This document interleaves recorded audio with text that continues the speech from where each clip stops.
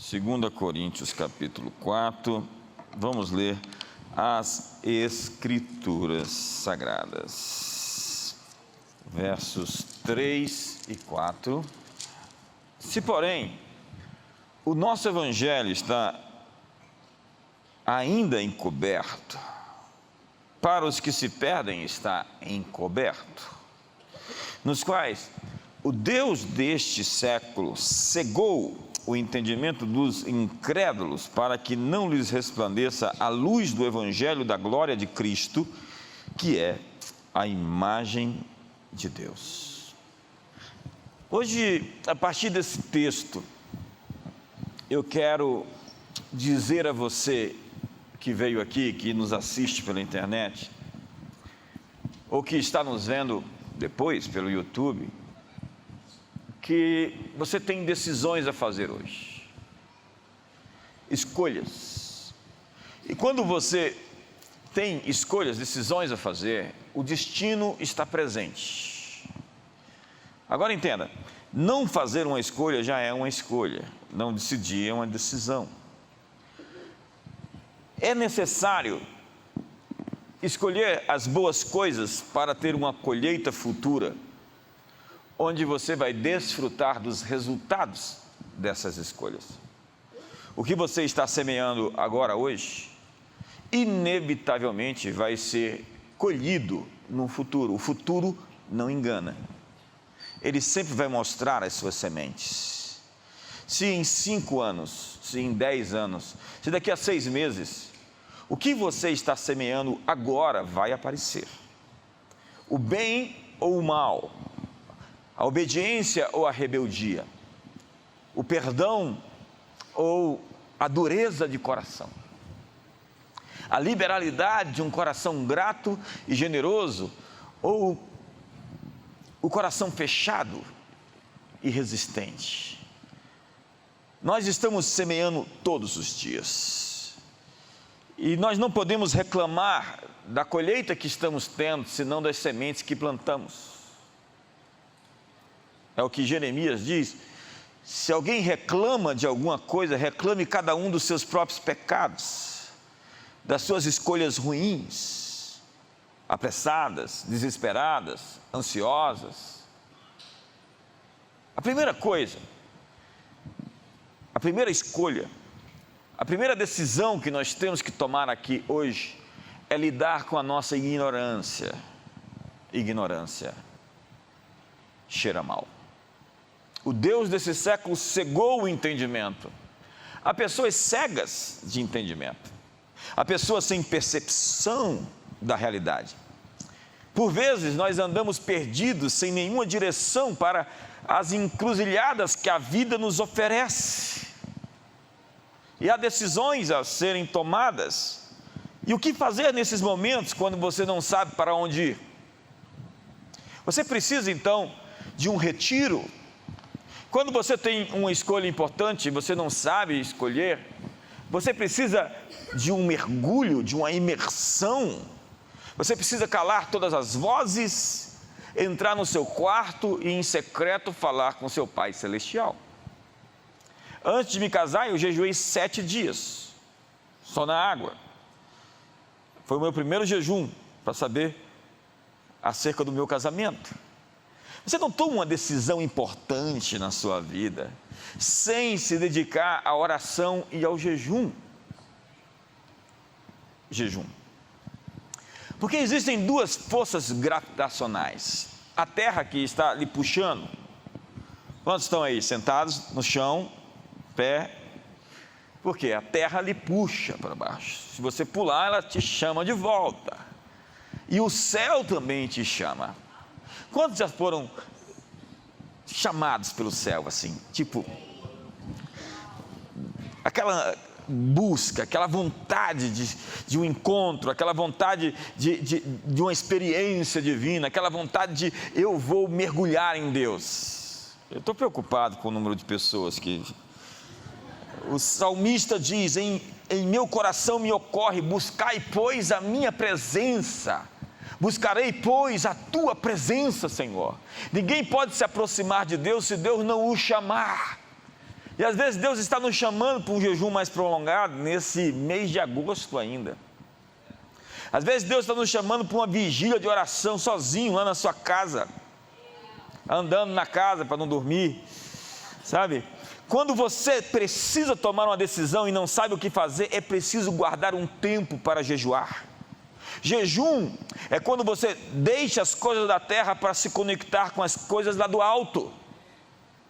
Daí você cala todas as vozes, você se sensibiliza, você abre os seus ouvidos espirituais, derrete a cera e percebe a visão de Deus para a sua vida, seu coração amolece e você está pronto para ser conduzido.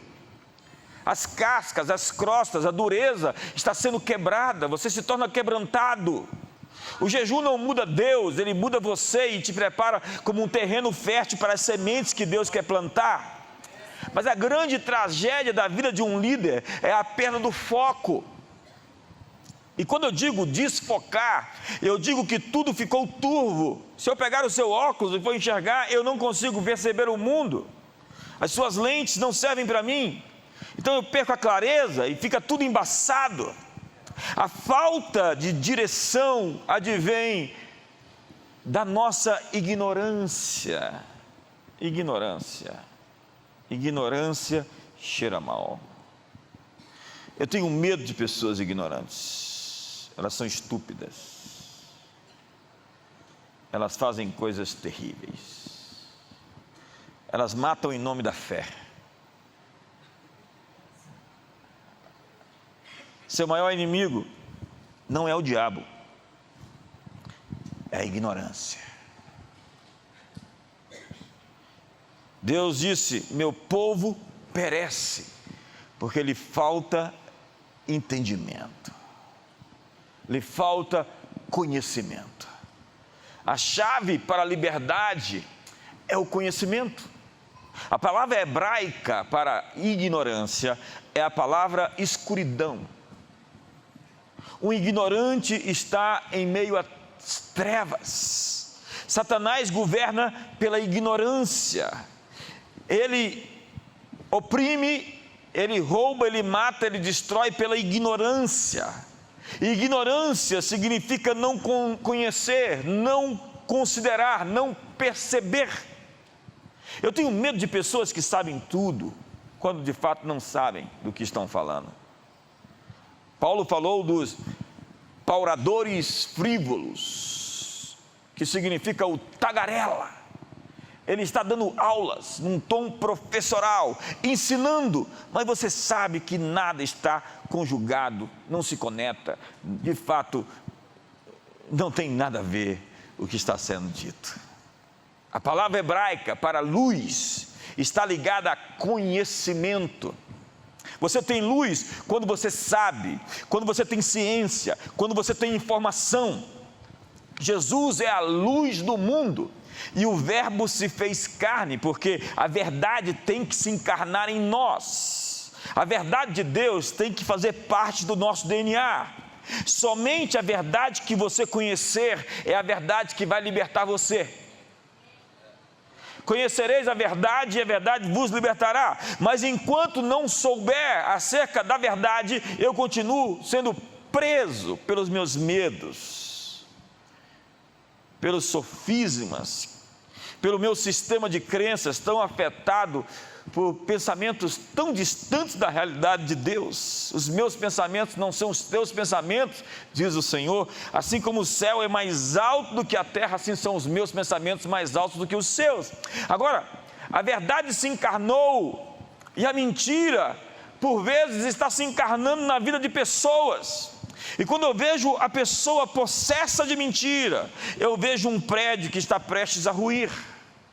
Tem prazo de validade. Deus criou um mundo com a solidez da verdade. O que permanece durante épocas, gerações e séculos é aquilo que está sobre o monte de Sião, que não se abala, mas permanece para sempre. O que você está vendo é mentira, toda essa engenharia social, toda essa revolução sexual, tudo isso tem prazo de validade. Esses homens pasta, esses homens gelatina, essas pessoas com esses sistemas tentando controlar e manipular a humanidade, têm um prazo de validade. Nós estamos numa curva, essa curva não tem muito tempo ainda para durar nas mãos desses malfeitores.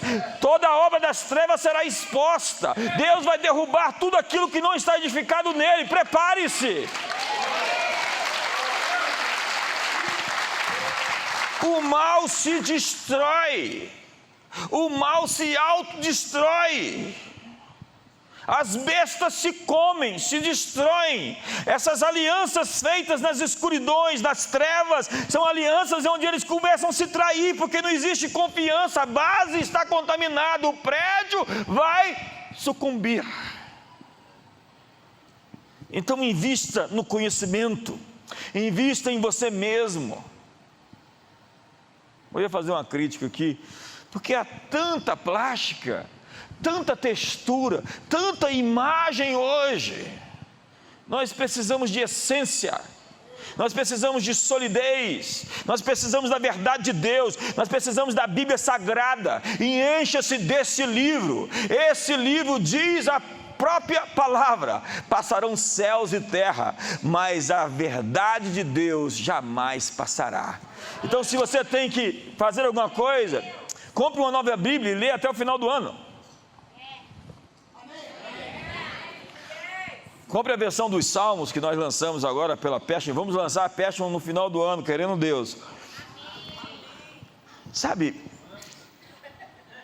você precisa de aprender. Você tem que ser um aprendiz contínuo. Você não pode parar. Se você é um médico e você não se atualiza, você é um dinossauro. Se você é um advogado e você não se atualiza, qualquer que seja a sua frente, se você é um pastor e não estuda, você vai pregar as mesmas mensagens. Você não vai ter nada fresco, nada novo para entregar às pessoas. Nós precisamos de atualização, porque você pode ser um PhD desatualizado. Um ser glacial da era jurássica. E o que nós precisamos de fato e de verdade é aprender sempre. Então você tem que continuar lendo, você tem que continuar estudando. A propósito, me leve para sua casa, leia meus livros. Mário Quintana disse: o verdadeiro analfabeto é aquele que sabe ler, mas não lê. Quantos livros você já leu até esse ano, até agora em agosto? Você não pode ser um líder com grande expressão se você não lê, se você não aprende, se só fica no TikTok ou nas séries dos streamings. Você está sendo discipulado pela Disney, está sendo discipulado pelo Netflix, pela Amazon Prime, quando você deveria estar discipulando as pessoas. Então que haja luz, diga comigo, haja luz. Decida lidar com a sua ignorância. Eu estava com uns amigos agora em São Paulo, num evento de pastores de algumas das maiores igrejas do Brasil, e eles estavam falando lá sobre assuntos, e eu falei: sobre esse assunto eu não sei falar. Ele: mas tem algum assunto que você não sabe falar? Sim, eu não sei falar sobre esse assunto porque não me interessa. E eles eram doutores naqueles temas, e eu não estava interessado em aprender, porque aquilo não tem serventia prática para mim. Eu sou muito funcional, eu sou muito objetivo, eu sou pragmático. Se algo não serve, não é funcional, então jogue fora. Eu não discuto teologia com os cabeções que se acham: ah, eu queria discutir com você aquele assunto. Eu não tenho tempo para discutir com você. Jesus não discutiu teologia com os gregos, nem tampouco Paulo. Paulo se frustrou lá em Atenas, falou: eu estou atrás de discípulos, e não desse tipo de gente que quer mostrar que sabe, que tem poder e que tem conhecimento. Paulo disse: o saber ensoberbece. O amor edifica. Eu não estou atrás de pessoas que têm uma cabeça do tamanho de um girimum que fala. Eu estou atrás de gente que tem um coração dilatado, enorme, expandido. Gente que tem paixão, gente que ama Deus. E quando você encontra esse tipo de gente, aí você flui em uma série de assuntos com eles, porque vocês estão conectados por uma fome de Deus. A segunda decisão que você tem que tomar é colocar graça nos seus relacionamentos, porque tem muitas pessoas implacáveis. E a Bíblia diz que quem odeia está em trevas. O Deus desse século cegou o entendimento de quem está com ódio no coração.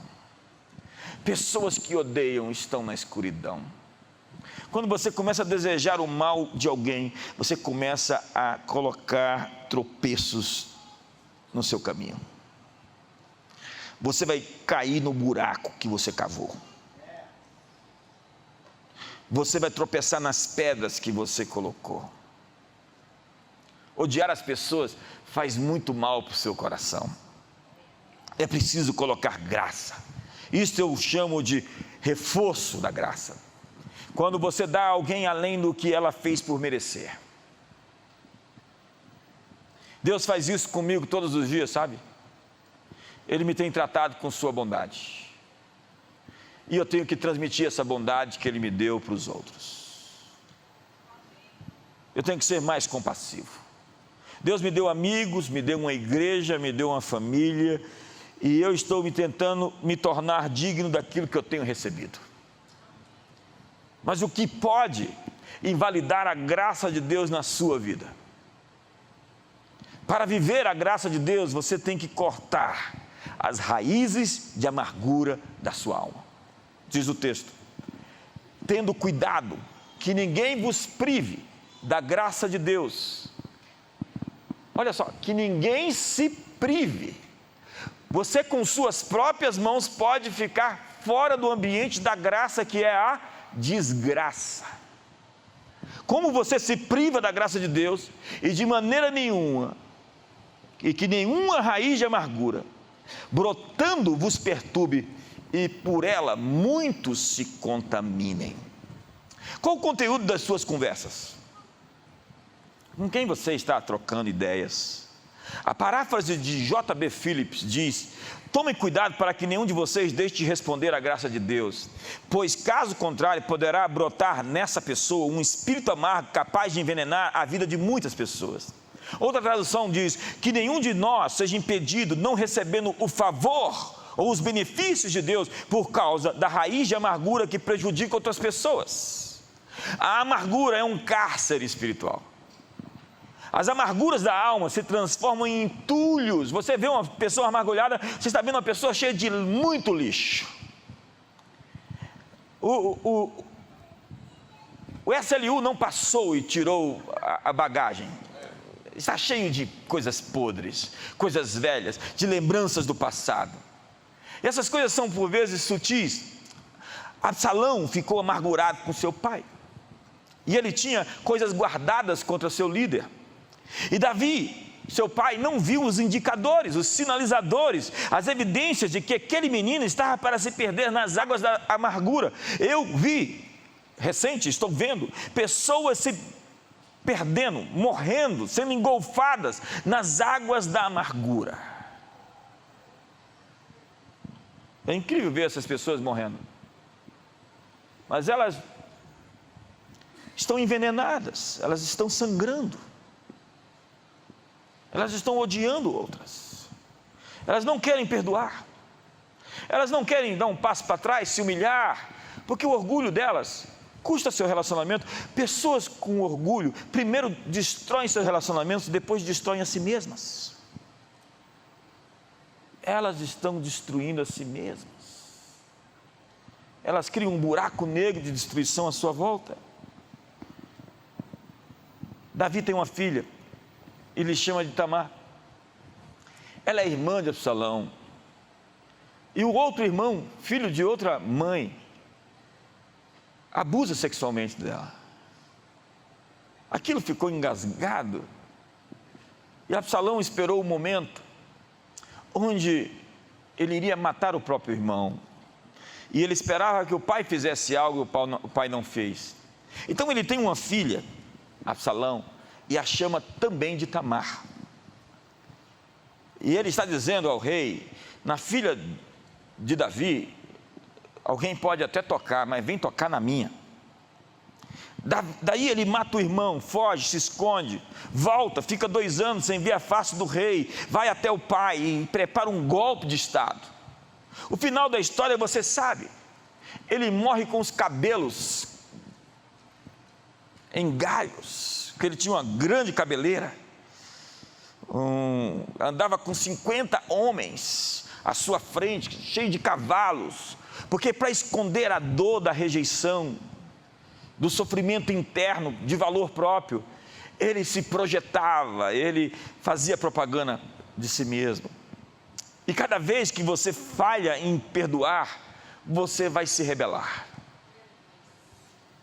A amargura é uma espécie de rixa, é um sentimento contencioso, ela é suicida em relação a si mesmo, e é homicida em relação às pessoas que são alvo dela. O amargurado dedica muito tempo e energia à vingança. É a chamada viagem da amargura, o filme da desforra, do desagravo, do acerto de contas. A amargura é destrutiva, suicida, homicida. O agravo sofrido se torna um agravo contra o ofensor. Quem tem um espírito amargo maquina diferentes maneiras de se vingar na primeira oportunidade. E há essa gente enrustida, com ódio incubado, esperando a hora da desforra, da vingança velada, da vingança guardada. Diz a Bíblia que havia um conselheiro de Davi chamado Aitoifel, dizem que ele era tio de Betseba.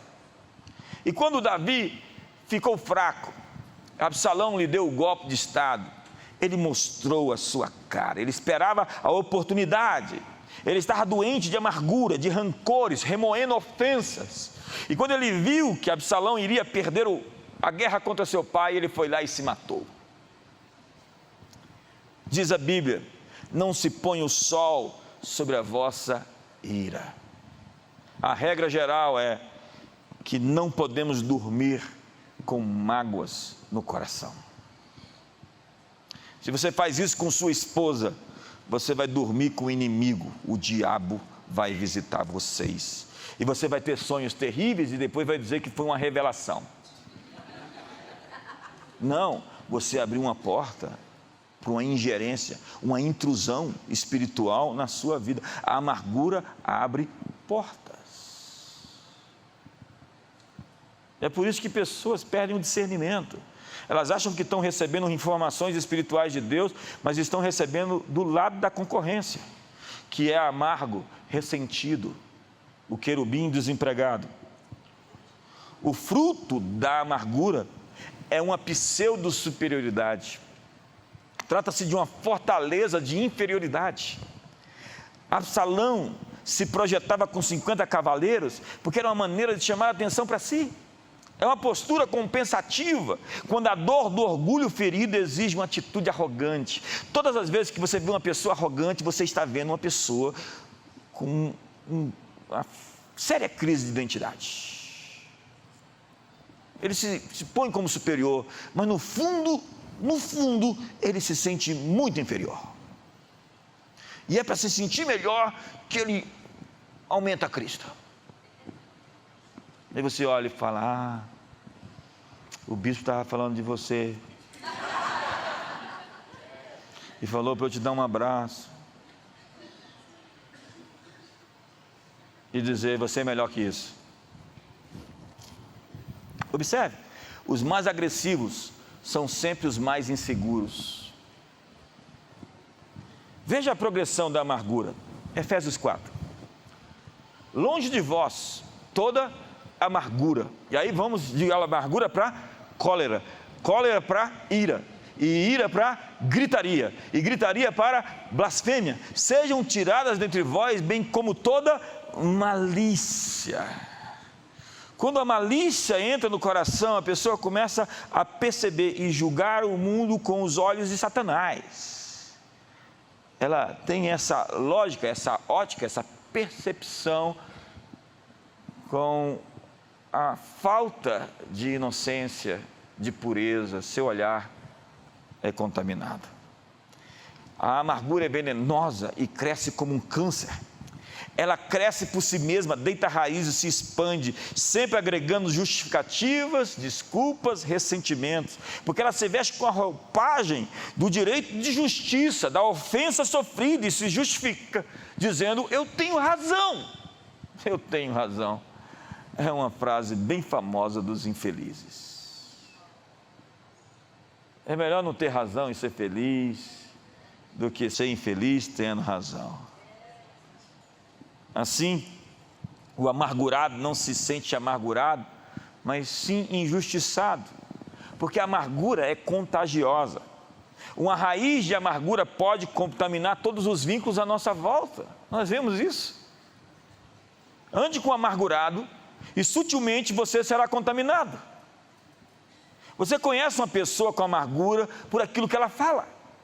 A ferida se manifesta pela maledicência. Daí, pessoas sem misericórdia passam a ferir com a língua. E o veneno da amargura é disseminado pela língua, onde a morte se move nas palavras. E diz o texto: os quais afiam a língua como espada e armaram por suas flechas palavras amargas. É uma arma. Minha pergunta é: com as lentes de quem você está vendo outras pessoas? Tem pessoas que desejam me fazer ver você pelos olhos dela. Só que eu não sou massa de manobra. Qual a motivação de quem critica? Caim mata seu irmão Abel, porque a inveja é a amargura que se sofre por causa da felicidade do outro. Ressentimentos causam isolamento social e quebra os relacionamentos. Diz Provérbios que o irmão ofendido é mais difícil de conquistar do que uma cidade fortificada.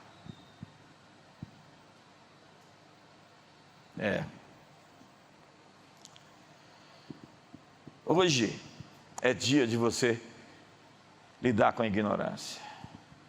E hoje é dia de desentulhar a sua alma. O SLU do céu está passando e dizendo: você já pegou o avião? O pessoal diz assim: pegue os entulhos que tem aí no seu... E nós vamos passar, hoje está passando os anjos aqui, dizendo: vamos lá, põe os restantes, as coisas, os lixos. Quantos querem jogar o lixo fora? Alguns querem se apegar assim: eu tenho razão. Lembre-se dessa frase: eu tenho razão. Há um grande poder de cura na confissão, porque tudo que se manifesta é luz.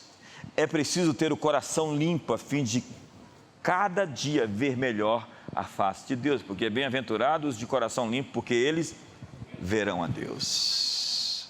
Então, adicione graça. Vai a mão no ombro do seu irmão, coloca graça no seu casamento. Não dá para ser feliz sem graça, não, irmão. Não dá para ser feliz sem rir das mulheres. Não dá. Se você não rir da sua esposa, ela vai te enlouquecer.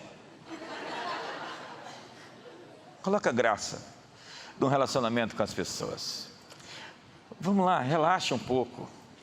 Você está se autodestruindo. Pessoas rígidas, implacáveis, duras, são facilmente quebradas. Você precisa de elasticidade. Um pouquinho mais de elasticidade. Pessoas perfeccionistas, que exigem um padrão elevadíssimo, são pessoas que quebram muito as outras pessoas. Não estou dizendo para você baixar o padrão, que tem que ser o padrão mínimo. eu estou dizendo para você, relaxa. Respira fundo aí.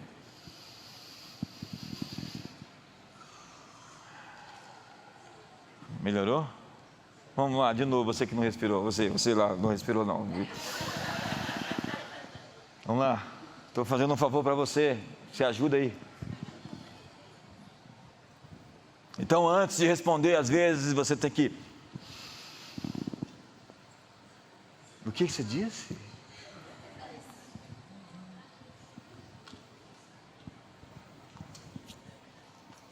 Terceira coisa, ainda tenho bastante tempo aqui essa noite, que você tem que decidir que, apesar de você perdoar, decidir perdoar, você tem que decidir ao mesmo tempo não sofrer contaminação espiritual. A Bíblia diz: provai os espíritos se procedem ou não de Deus. Nós temos que testar os motivos, as razões das pessoas. Este não é uma opção, uma sugestão, é um mandamento. Provar os espíritos é uma ordem. Então Jesus nunca deu uma resposta pronta para ninguém. Às vezes as pessoas querem uma receita, elas querem uma equação matemática, faz isso, isso, isso, mas Jesus nunca deu uma resposta igual para nenhuma das pessoas que ele encontrou. A resposta de Jesus sempre foi diferente. Para o jovem rico ele mandou vender tudo, não disse mais isso para ninguém. Cada pessoa que Jesus encontrou, ele trabalhou de maneira customizada. Ele sentiu o Espírito. O jovem rico disse: bom mestre. Jesus não era bom? Obviamente que sim. E ele já dá uma sapatada no sujeito. Por que me chamas de bom? E somente Deus é bom. Imagina a empáfia que aquele sujeito chegou, vestido num terra Armani, com um carro conversível, um Porscheiro. Não, perdoa os Porcheiros aqui, perdão, quem tem Porsche. É porque não teve infância. Oh, teve infância, perdão, teve infância. Fica quieto. Nada contra os Porcheiros. Tem muitos Porcheiros muito resolvidos na alma. E Jesus dá uma sapatada no sujeito. Por quê? Porque ele chegou chegando. Imagina, Jesus está ali, manso e humilde de coração, e chega um cara: bom mestre, o que devo fazer para herdar a vida eterna? Jesus diz: guarda os mandamentos. Então ele vai lá e prega para Jesus. Vê o texto. Ele vai lá: tenho guardado os mandamentos. E começou a citar a Bíblia. Para quem? Para a Bíblia. A palavra está ali encarnada e ele está ensinando a palavra. Rapaz, grande oportunidade de ficar quieto, ficar calado e aprender. E vai dar aula para Jesus. Jesus diz: tá bom, você é muito legal. Faz o seguinte: tem um gap na sua alma. O que você tem, te domina, te controla, te possui. Na verdade, você não é dono das coisas, as coisas são donas de você. Vende tudo, dá para os pobres e vem comigo. Que é isso? Parece aqueles cursos daquela igreja: vende tudo e dá tudo.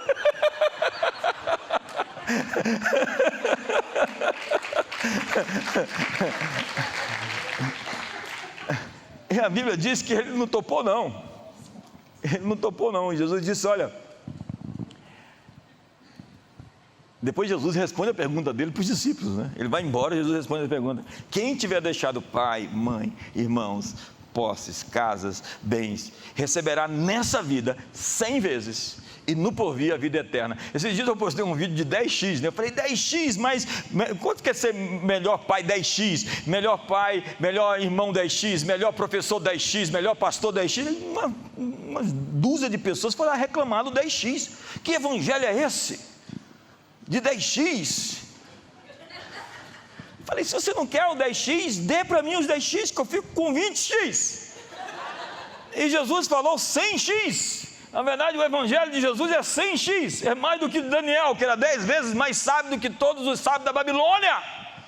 A propósito, se você veio aqui ou está me assistindo, não quer o 10x, eu fico com o seu sem nenhum problema.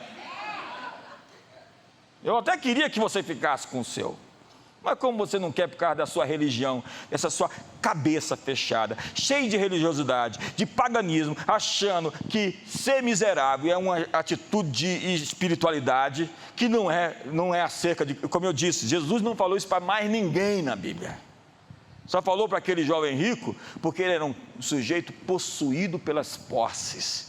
E Deus não quer que você seja possuído pelo que você tem. Por isso que Ele pede para você ofertar, dizimar e abençoar as outras pessoas, para provar se o seu coração está no seu dinheiro, ou se você é capaz de ser obediente a Ele em questões mínimas. Agora, você podia ter dado na sala de palmas, não deu. Tem gente segurando a carteira, querendo.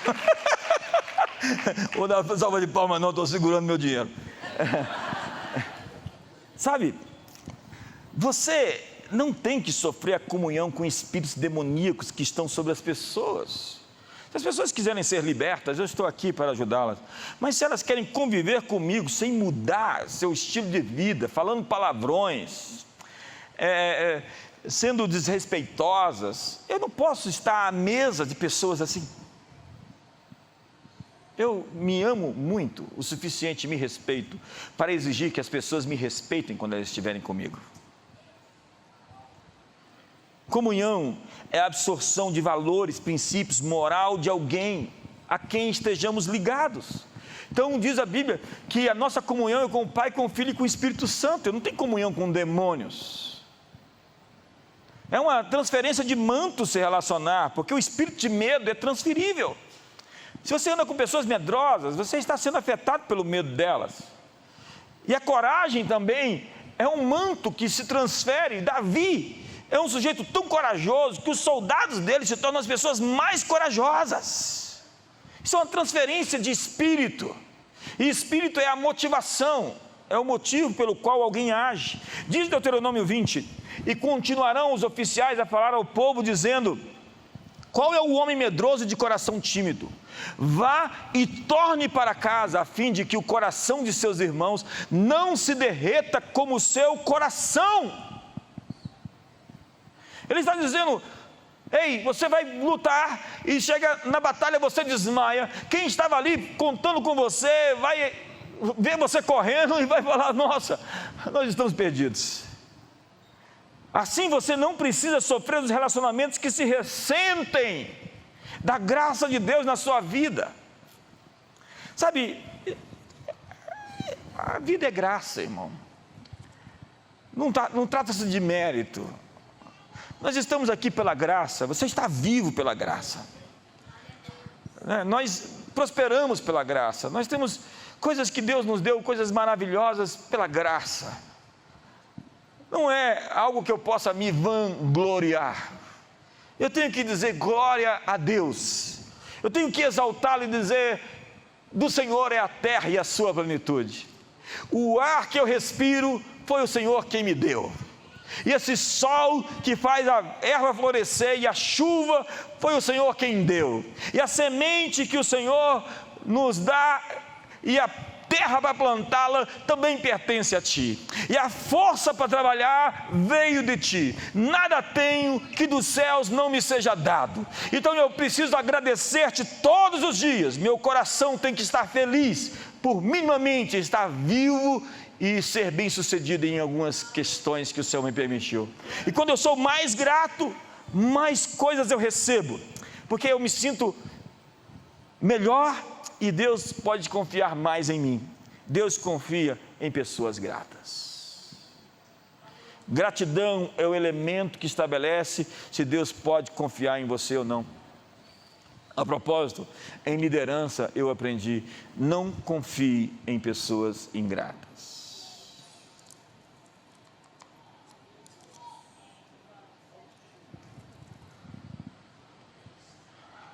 Elas acham que merecem mais. Silêncio aqui, tá? Há quem queira ter o que você tem sem pagar o preço que você pagou. E há quem acha que Deus tem sido generoso demais para você. Um tempo desse eu tive um sonho. Eu vi alguém que achava que eu não merecia ter o que tinha. e que ele é que deveria ter. Tem pessoas que, quando te conhecem mais de perto, perguntam: por que Deus deu a ele e não a mim? Porque lá em Corinto, Paulo chegou, e as pessoas disseram sobre Paulo: esse é o apóstolo Paulo? Mas ele é fraco, simples demais, é muito comum, ele não pode ser o apóstolo Paulo. O que eles esperavam? Um pavão, com um perfil de 2 milhões de seguidores no Instagram, fazendo estripulia para aparecer.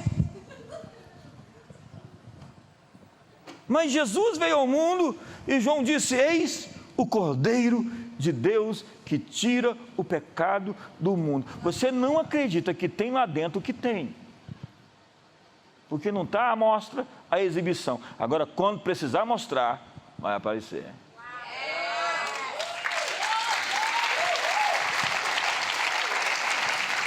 Eu tive a graça de Deus de conhecer alguns homens de Deus de perto, e é incrível como essas pessoas são simples, gente que passaria desapercebido. Jesus disse sobre João, o profeta: o que vieste a ver no deserto? Um caniço agitado pelo vento? O que vieste a ver? Um homem vestido de roupas finas? Ora, os que vestem de roupas finas assistem nos palácios reais. Mas para que saístes? Para ver um profeta? Sim, eu vos digo, muito mais do que um profeta. E foi o apóstolo Paulo quem disse: mas eu receio que, assim como a serpente enganou Eva, com a sua astúcia, assim também seja corrompida a vossa mente e se aparte da simplicidade e purezas devidas a Cristo. Eu não me impressiono com glamour, com pirotecnia, com imagem, com textura, com aparência. O rótulo tem que corresponder ao conteúdo. Sabe, Isaías disse que em Jesus não havia beleza nem formosura para que o desejássemos. No Evangelho de João, ele diz: eis o Cordeiro de Deus. Tem gente que pensa que você não merece o que tem, gente que acha que Deus está sendo muito bom para você, e está de fato sendo muito bom, melhor do que eu mereço. E vai morrer seco vendo a graça de Deus aumentar. Diga: graça sobre graça. Põe a mão no ombro do seu irmão e fala: eu ministro mais graça na sua vida. Onde está isso? Onde está isso, mais graça? Está lá em Tiago: porquanto ele dá maior graça. Quantos querem maior graça? Eu quero maior graça. Quando eu perco essa graça, quando eu fico amargurado, ou quando eu acho que é sobre mim, então eu chamo para mim. Ele dá maior graça, porquanto Deus dá graça aos humildes e resiste aos soberbos e dá graça aos humildes. Deus dá graça ao humilde, porque o maior manto para Deus não é humildade, mas humildade não é aquilo que muitos de nós pensamos que é. Humildade é bem diferente daquilo que nós acreditamos. Agora, é preciso dar uma resposta a isso. Quantos ouviram falar de humor inglês aqui? Disse que em certa ocasião, George Bernard Shaw enviou a Churchill 2 ingressos para a estreia de uma das suas peças com a seguinte mensagem: Churchill, traga um amigo se você tiver um. Churchill respondeu com uma nota dizendo que não poderia comparecer naquela noite, mas acrescentou: ficarei honrado de comparecer a uma segunda apresentação, se ainda houver uma. O Churchill era terrível, terrível, conhecido como o melhor orador do século XX. Uma lady da corte, certa vez, o procurou e disse: se eu fosse sua esposa, eu colocaria veneno no seu chá. Ele disse: senhora, se eu fosse seu marido, eu tomava.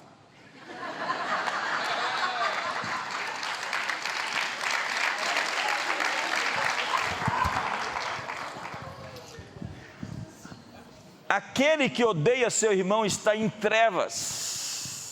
a obscuridade de muita gente deve-se a essa distração. Então você não tem oportunidades, porque você perde as oportunidades, porque você está tão focado em fazer o mal, em odiar, e as coisas boas vão passando, você vai perdendo por questões secundárias, conversas com outras pessoas. Como você se destrói, se paralisa falando dos outros, fofocas, pecados, transgressões, tudo isso é perda de tempo. Sabe, naquele domingo da ressurreição, sob o impacto das notícias ruins, seguindo por Emaús, a Bíblia diz que os olhos deles ficaram impedidos de reconhecer Jesus, porque eles estavam embriagados pelo humor da derrota, eles não conseguiram perceber quem estava do lado deles, porque o topor da má notícia droga a mente, droga o coração. Sabe, é preciso liberar seus sentimentos, é preciso tirar o véu da escuridão. O Deus desse século cegou o entendimento dos incrédulos.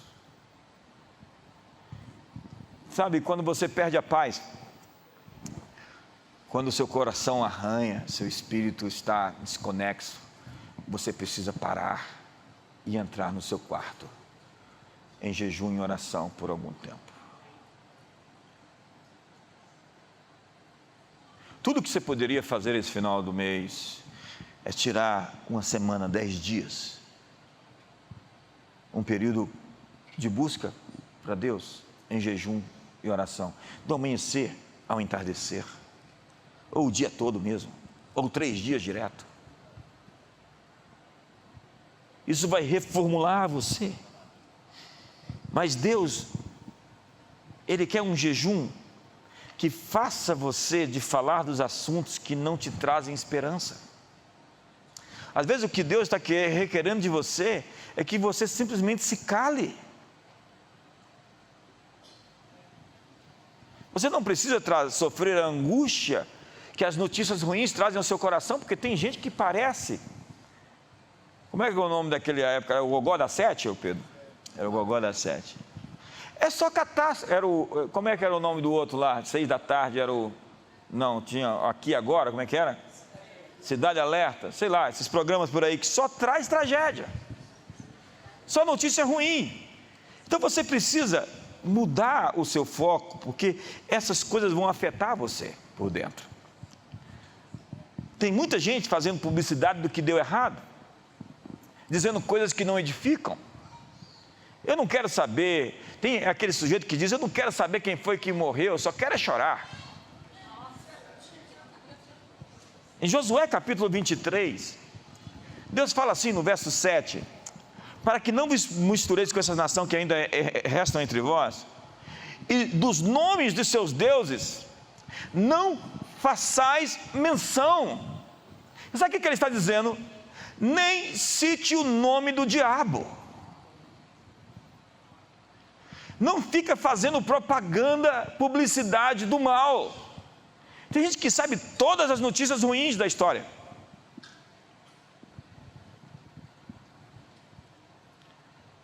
Sabe? E por fim,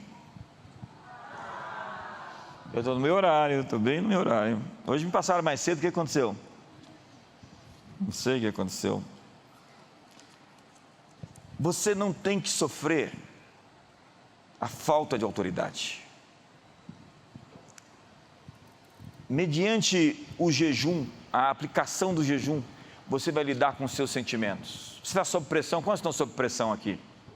Ótimo, fique sem comer alguns dias. Você vai administrar bem seus sentimentos. E eles vão vir, aquelas setas vão chegar em você e você vai absorver, assim, tipo Wolverine, sabe? Falei para os pastores aqui que tem um lobo mau e eu vou pregar domingo sobre o lobo bom. O lobo bom é uma mensagem incrível, né? Parece propaganda de marketing digital, né? Domingo, não perca, o lobo bom. Meu Deus do céu. Mediante o jejum, você lida com seus sentimentos, porque a sua natureza inferior será domada pela disciplina. E nada é tão poderoso para robustecer sua fé. Pessoas hoje são muito volúveis, voláteis, inconstantes. E essas pessoas precisam experimentar o jejum. Eu estava falando com o pastor Marinho aqui, há mais de 30 anos atrás, a gente no monte orando, 21 dias no monte, orando de madrugada, fazendo campanha. Um dia a lua desceu e era assim, claridade, do jeito que está aqui, parece que estava 3 da manhã, incrível. E nós aprendemos rapidamente a prática do jejum, e isso definitivamente muda o seu status de um cristão mais ou menos para um cristão profundo. Eu tenho um livro sobre jejum ali, e você pode comprar. Tem outros livros lá sobre jejum. Era muito importante para você aprender isso, porque o jejum revela o seu homem interior, o seu homem real, o seu verdadeiro ser. Porque você só pode ser você mesmo quando você sai dessa casca, desse alvéolo, das crostas que te envolvem. E deixa eu basear a minha mensagem nas Escrituras. 1 Pedro capítulo 3 fala sobre o homem escondido do coração. Efésios capítulo 4 diz, no sentido de que, quanto ao trato passado, vos despojeis do velho homem, que se corrompe segundo as concupiscências do engano, e vos renoveis no espírito do vosso entendimento, e vos revistais do novo homem, criado segundo Deus em justiça e retidão procedentes da verdade. O que Paulo está falando? Existe alguém dentro de você que tem que aparecer, mas antes você tem que tirar o velho. Ele está dizendo, existe uma natureza exaltada, a imagem de Deus, a semelhança de Deus, a expressão, o DNA do seu pai está aí, o Filho de Deus feito por ele. Mas enquanto você não se disciplinar e não tirar as crostas do julgamento, da ira, da discórdia, da dissensão, da inveja, das disputas, enquanto você não se livrar disso tudo, nós nunca vamos conhecer você de verdade. Porque quanto mais você se santifica, mais você de verdade aparece. O seu trabalho então é despojar-se do velho homem. Quem é o velho homem? Colossenses capítulo 3 diz, não mintais uns aos outros, uma vez que vos despistes do velho homem com os seus feitos. É como se tira uma roupa suja, um trapo de imundícia, uma capa. Por isso, diz Paulo, não desanimamos, pelo contrário, mesmo que o nosso homem exterior se corrompa, contudo o nosso homem interior se renova de dia em dia. Diga para a pessoa do seu lado, diga para ele, eu vou mudar tão rápido que você vai ver isso acontecer na frente dos seus olhos.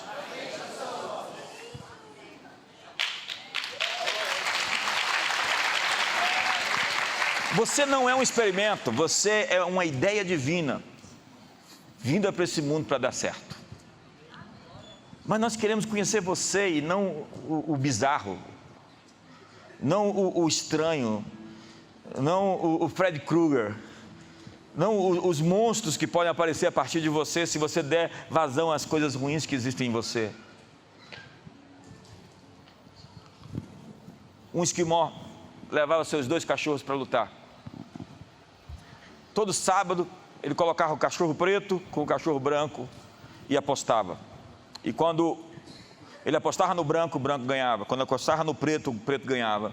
E isso ele fez durante 10 anos. Quando os cachorros envelheceram, eles não podiam mais brigar, lutar.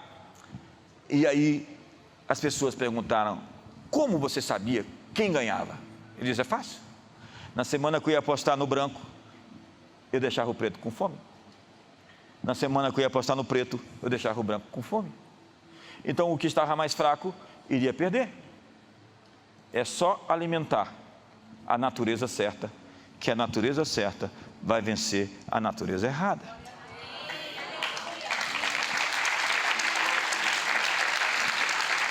Você veio aqui tomar uma decisão. Não dá para viver uma vida medíocre mais. Uma vida de cai e levanta, levanta, cai, levanta, cai, cai, levanta. Você não sabe o tanto que você perde, ou deixa de chegar a você, pelas essas obstruções, esses erros de trajetória. Há sim encontros divinos, encontros quânticos marcados, mas você tem que estar no endereço onde as coisas vão acontecer. Já imaginou? Elias está no ribeiro de Querite, e é para lá que os corvos vão. A bênção de Deus está num endereço, onde Deus vai mandar, mas você tem que estar num lugar chamado obediência. E para você obedecer, primeiro você precisa saber a vontade de Deus. E como você vai saber a vontade de Deus se você está envolto em tantas emoções destrutivas, mergulhado em tantos sentimentos? Você não se comanda, não se controla, não tem governo sobre você mesmo. Eu estou lhe dando uma chave poderosa que eu encontrei na vida. Se você se dedicar ao jejum e oração esse final desse mês, 10 dias, que seja uma semana, você vai sentir a liberdade que você não sentiu a vida inteira. Você fala assim: agora eu sou dono de mim, agora o corpo me obedece, agora eu estou no comando. E você nunca vai poder liderar outros se você não lidera a si mesmo, se você não lidera a sua boca. Às vezes sua língua é mais rápida que o cérebro. Tem gente na igreja com dom de língua. É incrível essa gente.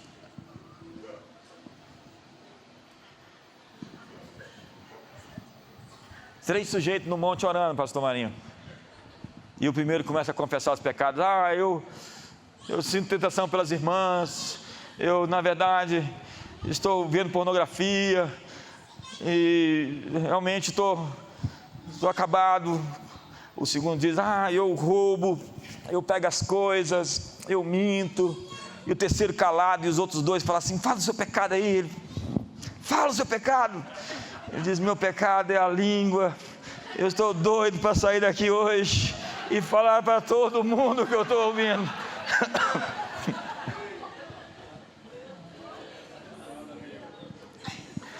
A Bíblia diz que a conversa do maldizente é como uma comida fina para o seu intestino. Você já viu gente que tem um prazer enorme com fofoca? Você é doente. Precisa botar a mão na sua língua e expulsar quem está aí, que não é muito pouca gente não, é uma legião. Fique de pé.